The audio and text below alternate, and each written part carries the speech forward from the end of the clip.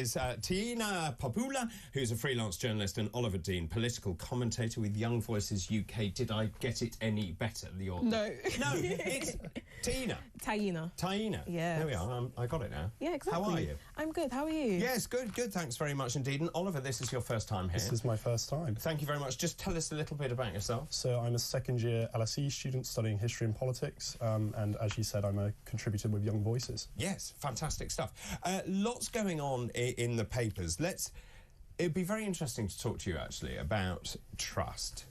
Because it seems to me that trust in politics and politicians is at an all-time low. And this, for me, is it really exemplified by before the election, when political parties stand on certain mandates and they say, this is what we're going to do, people vote in good faith for those parties and they renege on it. How do you view politicians? I personally think that when it comes to election time, I think a lot of politicians make promises that they know will attract attention, whether it's good or bad. But then when it's time to go into government, you know, you need to have a more, what's that word? Like, the approach that you need to actually have needs to actually work. You know, so a lot of their promises that they've made, they can't actually do it. Okay, so that's an interesting point. So when you're in opposition, you are basically a pressure group, aren't you? Yeah. You can say pretty much what you like, but you can say everyone's going to get a gold bar if we win the next election. I think there is an element of that, isn't there? When Labour has got into power, suddenly they've realised, crikey, we're in government. I think, as well, you know, they ran on a load of election promises and that they knew, I think, deep down, they were never going to be able to commit to. So they lied? I don't necessarily know if it's lying, but I think they overestimated and they were a bit idealistic in the promises that they made. There were a lot of spending promises that they made, which we saw in the budget. They didn't necessarily follow through with. A lot of regulatory promises that they haven't followed through with time and again, and I think it's quite symptomatic not only of Labour but of more political parties in general, where parties make promises during election time, as you said, to try and win votes, to try and gain attention. You see, but they were duplicitous, because if they'd gone into that election saying we're going to remove the winter fuel allowance from elderly people, they wouldn't have won. Yeah, I mean, I personally think that they have made promises in which they knew would get votes or would get people talking. And I think that now, as you said... Don't you think that actually they didn't promise anything? That was the issue. So in many ways, they didn't promise anything. So therefore, they weren't held to account to deliver it. Yeah, they were very... I think they did run their campaign very smart in terms of, as you said, they never made certain promises to a lot of things. So it's a lot harder now for us to essentially judge them because they didn't make those promises. Let's just... Well, I mean, there's lots of things that we could talk about here. I was just looking at their Plan for Change launch here, which was on the 5th of December. They said they'd boost economic growth. That has been watered down. It's an aim. It's no longer a goal. Net zero, which infuriates our audience, that has been reduced to 95%. I want to talk about that in just a second, if I may. Crime, they want to talk about opportunity. The whole thing is deeply underwhelming. I don't know how you voted in the Brexit debate, but the thing that's exercised people the most this morning is about what Keir Starmer is doing. He is being accused of forming an EU surrender squad to reverse Brexit, 100 civil servants being assembled to run the UK negotiations with Brussels. So essentially he wants closer EU-UK ties. David Frost, who did the original deal, said actually there are more people in this than I had in the original negotiations. They're going to be in really good seats in the Cabinet Office. And this, I think, for many people, they just still think this is a massive betrayal. People voted to leave the European Union. Keir Starmer seems to be saying, right, I don't really care what you say, we're going to have closer ties with Europe. Is that right? I think we need closer ties with Europe, either way. You know, whether we're in... Why? Because what we had, essentially, when we were in the EU was incredibly beneficial to the UK in comparison to now. No, it wasn't. We were paying tons of money to the EU. It was a federal Euro state. Yes. They told us what to do. Yeah. I don't think it was beneficial. No, I think it was beneficial because we had freedoms. We had free trade like free trade movements, we had less barriers, less tariffs, and now that we've left, we have all of those imposed. And essentially, when you look at certain statistics, things have gotten worse in the UK, and it's going to progressively get worse. Like what? Like for example, food imports, exports, etc. It's going to essentially get worse unless we have a good concrete agreement with Europe. Either way, I think it's really integral that we have some sort of agreement. I'm not saying that we need to go back into the EU. Starmer has already made it clear that we aren't going to go back into the EU. But I think that we do need to have some ties to Europe to essentially help us in the future. Where do you stand? Well, nobody's saying, we're going to rejoin the EU, and I agree with the point about, Keir Starmer yet. But I don't think it's right that Keir Starmer should be turning to the EU for this solution. I mean, if, we're facing a Donald Trump presidency who has said that he's got good relationships with the UK, he's open to a UK-US trade deal. The whole point of Brexit was to, quote-unquote, take back control, and that means taking control of trade agreements, of free trade agreements, having those trade agreements with other countries outside of the EU. And we saw a few days ago, US meat producers are looking to strike a deal with UK businesses to import meat to the UK. So there are clearly trade deals to be had, and I think Keir Starmer should be looking elsewhere aside from the EU to get these trade deals. So Raj Prasad was saying that this is an ideology, that Starmer feels this affinity and this bind to the European Union. My worry here, and I obviously was there, and I fought very hard for Brexit. We haven't achieved Brexit in any sense.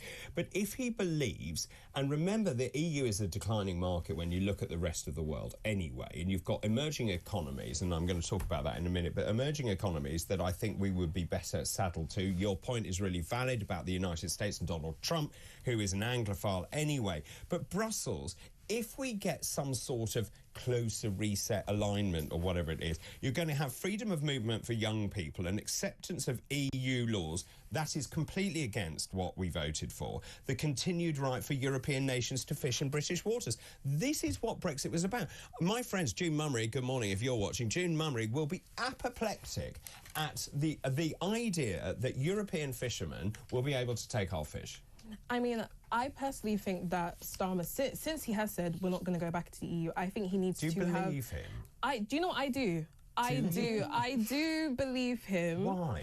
I just think that he's at a point where I think if he essentially wants to bring us back into the EU, that will cause a lot of angry voices, and I think that's not what he needs right now. I think he's going down the road of trying to keep the peace essentially, and going for deals, and trying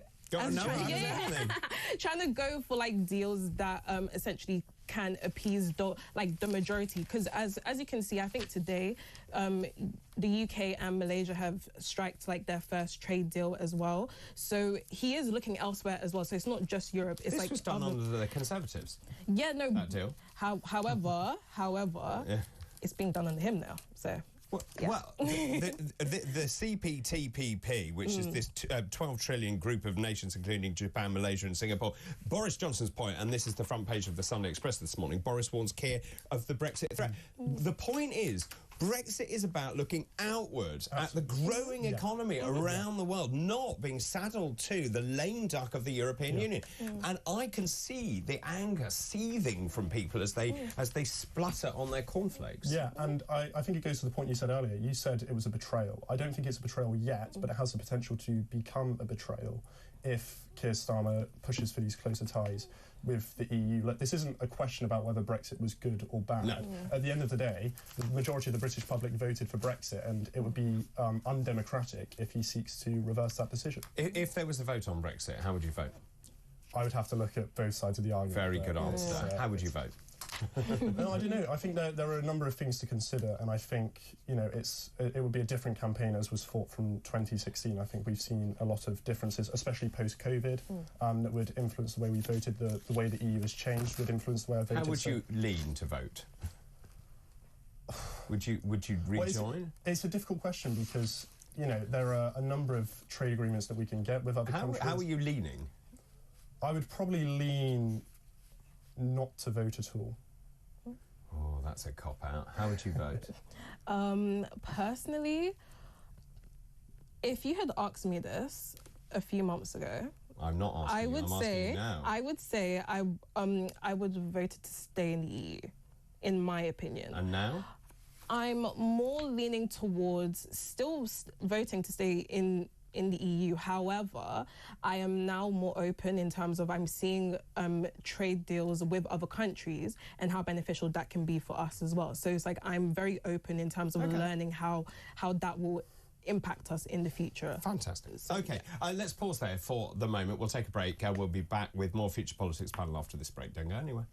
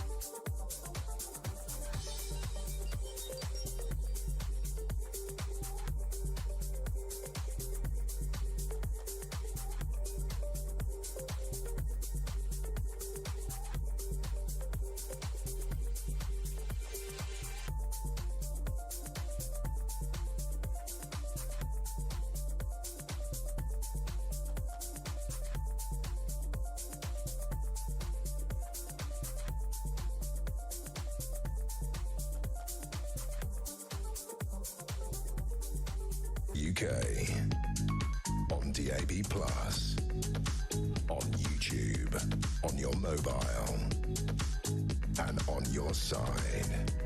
This is Talk. Welcome back. I've had a question here.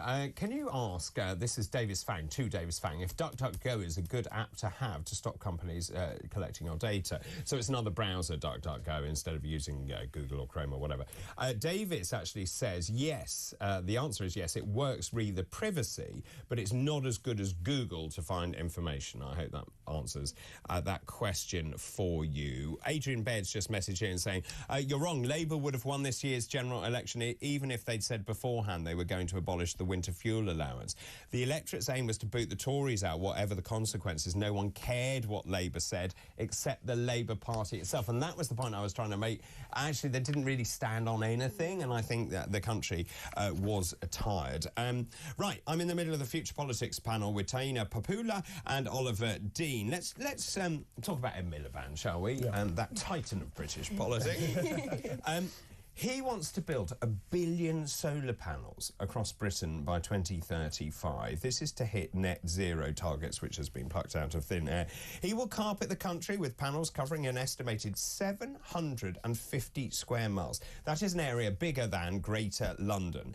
If you assume the average panel is 2 square metres, we would need 1 billion solar panels. On top of that, 5,000 wind turbines, and these are going to hit Middle England. Most panels will be installed in an area stretching from Lincolnshire to South Wales, the West Country, and there are going to be 200 to 300 square miles of solar panels. There are also going to be in East Anglia, the South East. Is he right? I think this is, again, as is often the case with this Labour government, making unrealistic unrealistic expectations and estimates for what the government can achieve.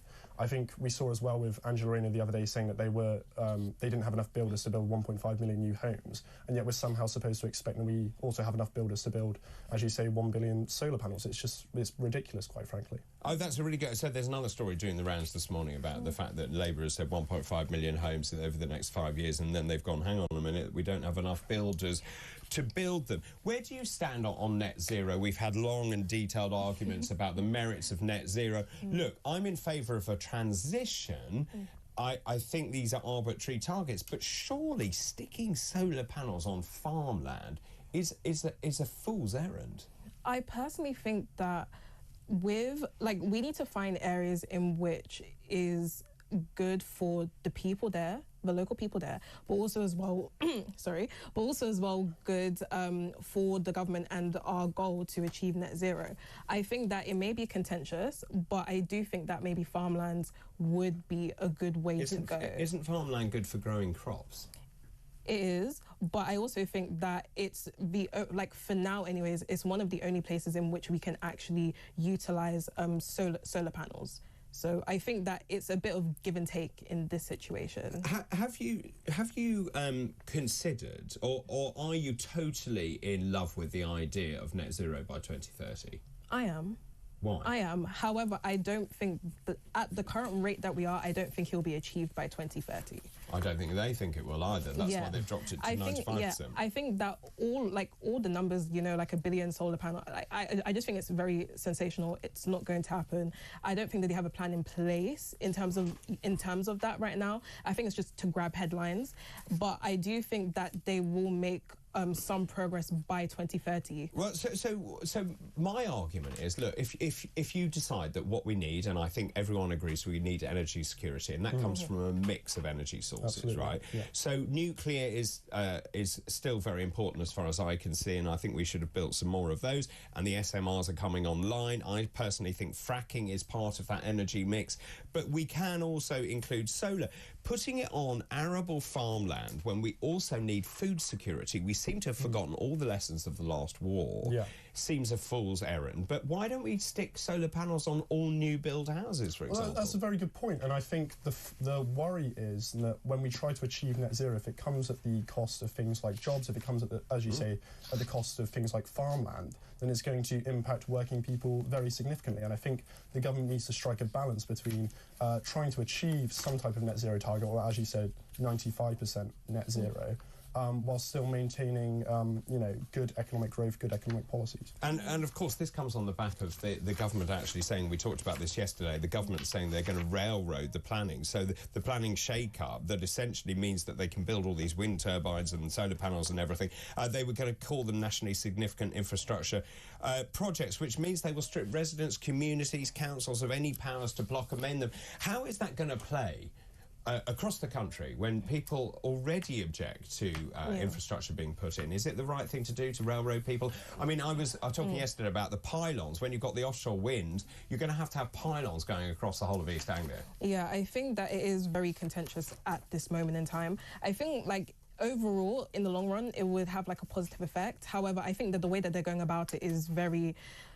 Well, they say if they don't do it, it won't happen. No, I don't think so. I think it's a cop-out answer. I think it will happen. It's just that they need to find better ways of applying it. And in doing so, they need to try and strike a balance, which I don't think that they're doing right now. It is a tricky balance, though, isn't it? Because if you're trying to work with the community, I can't see many communities saying, oh, I'd love a pylon. Well, that's the thing, as well, though, because it doesn't seem as though they're trying to work with communities. If they're taking away the power for local councils, for local groups, for local communities to prevent this, then it's just Keir Starmer being handed almost unlimited power to do as he pleases with his net zero targets. I've just had a message for you. Please ask your panellist what she thinks of the fact that the solar farm on Anglesey was recently ripped to pieces by the latest storm. Is this sensible? Also, I'll add into that the cost of a wind turbine, the eco cost of a wind turbine. They're concrete, their blades are made abroad, and we're sticking them into the sea. I think that the government need to find a better way, because for example, I think that the turbine that was ripped apart, I think that with with that, they need to find better ways to manufacture it. Sure. I think maybe they're kind of going, like, they're not focusing enough on the manufacturing to make sure that it's sustainable. I think their goal is just kind of getting out rather than actually creating a long-term plan of sustainability. Doesn't that mean actually the technology isn't there? No, I agree.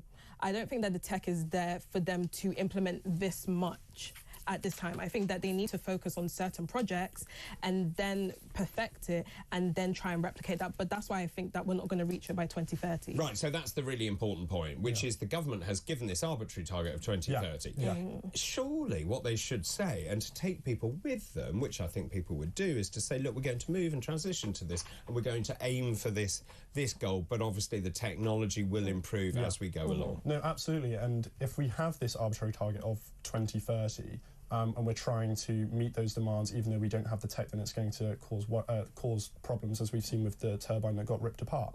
So I think it's better for the government if they decide to focus on the tech, focus on making sure that we have the foundations to be able to reach these targets, and then set the target appropriately. Interesting. Let's pause. I have to go to a break. We'll continue this after the break. This is Weekend Breakfast. Good morning.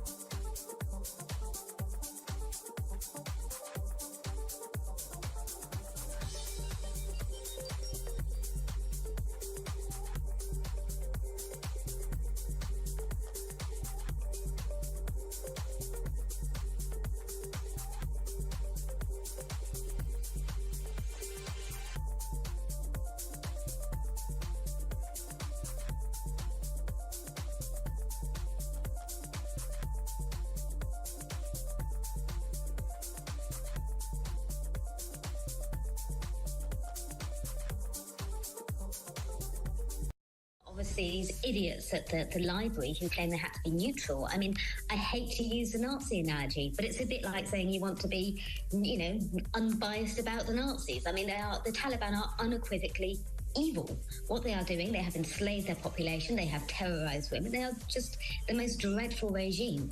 And to suggest that you have to be in any way neutral with people who are sort of morally just wrong is quite astounding.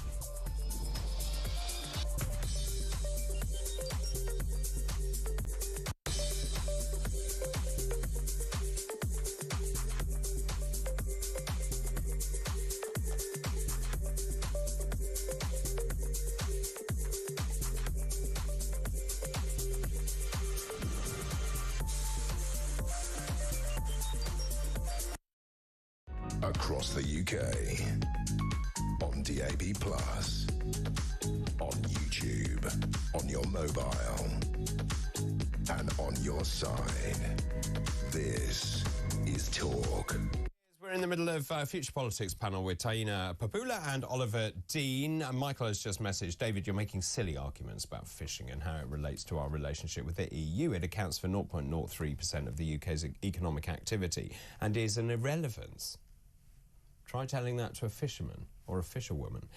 Find better reasons to support your arguments against going back to the EU. I have many, don't you fear. Let's move on now and talk about ID cards. We spoke about this briefly yesterday, but apparently the UK is one of the only developed economies not using a form of national ID card.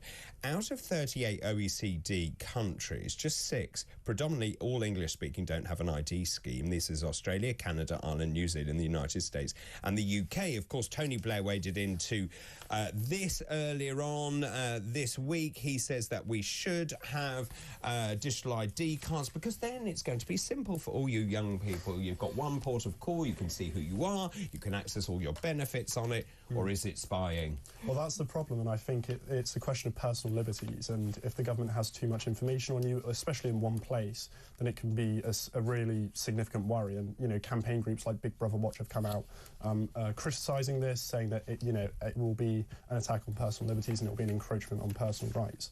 Do you trust the government with data? No. No.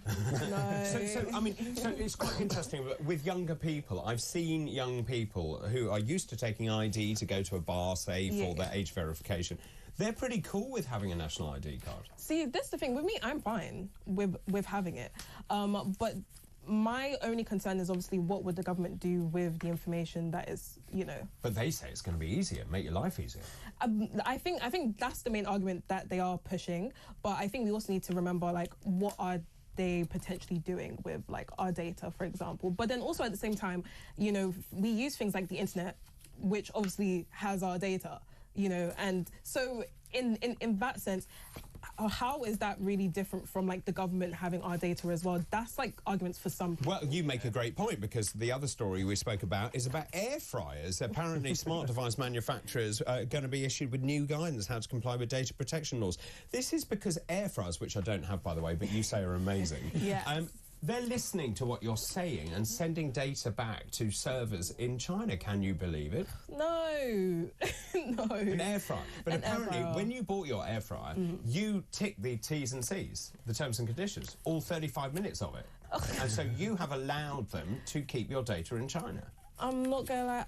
It's not a big concern to me. I mean, I very much doubt anyways that it is. I think, once again, that's a very sensationalist point anyways. Is it? I think it's a sensationalist story. Well, hang on a minute. So are you worried that you've got basically Chinese companies eavesdropping into your house? And I know this to be true with, for example, Alexa devices that are listening the entire time. You happen to mention something and then the advert pops up or whatever. Yeah. But I understand that, and I can turn Alexa off if I don't want her to listen to the conversation. Yeah. Air fryers? No, it's a very significant worry, and the fact that, we're becoming increasingly reliant on technology, more and more things in our homes are smart tech. These things are listening in on us, and as you say, we're ticking the terms and conditions without actually reading them, and we're willingly, signing away our privacy and our data to foreign companies, to foreign governments. And also, when you buy a television, for example, you essentially are waiving all your rights, and that is what you're doing when you're signing up. Why does your air fryer need to know how old you are? No, but then I think you can then apply this to, like, all the tech in your house, in your house. Certainly. And I think that personally, if you're not speaking about anything contentious, then what do you have, like, why are you worried? No, I don't agree with that at all. I think, the fact that, there is a chance that governments or individuals are listening into whatever you're saying. This idea that just because, you don't have anything to hide, you shouldn't be scared, that's a very slippery slope, and it opens the door to a great number of very worrying things. I would agree with that. And just very quickly, apparently the Saturday job is on the demise. Now, when I was growing up, I did Saturday jobs, I did all sorts of things, fruit picking, I worked in a cinema, I sold ice creams, you name it, I've done it. Oh, I made tractors.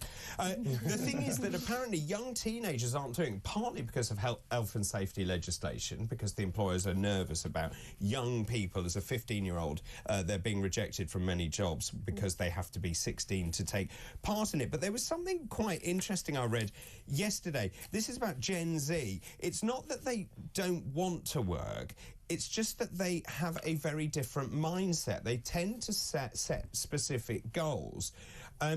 So, for example, this is a lady who says, Gen Z have got a rather entitled. It's not that they don't want to work, but when they turn up persistently late, they arrive without notice or explanation or apology. They're then told, well, hang on a minute, you're meant to turn up at a certain time, and if you don't turn up at that time, I'm not paying you. And they seem to take affront at that. Well, I think we've definitely, as a Gen Z myself, you know, we've moved away from this idea that we're living to work and we're trying to work to live instead. And I think we've become somewhat disillusioned with this idea that we should be working, you know, strenuously long hours, especially on weekends as well. That's not to say that, you know, the entirety of Gen Z is like this. I mean, I had a Saturday job. I still have a Saturday job. What is it? So I worked in local council. Right. So I was a peer advocate. So, you know, being able to actually work alongside young people like that was actually really fulfilling to me. But I can understand why there are some young people who, you know, perhaps don't want to give up that freedom. Are Gen Z lazy? No, I think every generation says that about every generation below them, and we're no different, to be honest. I think, like as you said, I think we have different goals in mind, and I think that we've seen, you know, our parents, for example, work in strenuous hours, and I think, you know, we are more of a mental health, a mental awareness generation, in terms of we want to protect that, and we want to make sure that we are healthy, and in doing so, it means sometimes not taking on strenuous tasks, for example, Saturday jobs. I mean, I've had a Saturday job before. What was that? I was a waitress. I worked at like ice skating rinks. So I've done like a couple of different things essentially. But personally for me, my parents never like told me you needed to get a Saturday job. It was, okay, I want to get a Saturday job to help build my career, my future, you know, get some experience in. But that's because I had certain goals. Other Gen Zs may not have the same goals that I do. So personally for me, I'm not judging them if they don't want to have like Saturday jobs. Personally. Okay. Fair enough. But well done, both of you, for having Saturday jobs. That was today's Future Politics panel. That was Diana Babula and Oliver Dean, political commentator with Young Voices UK.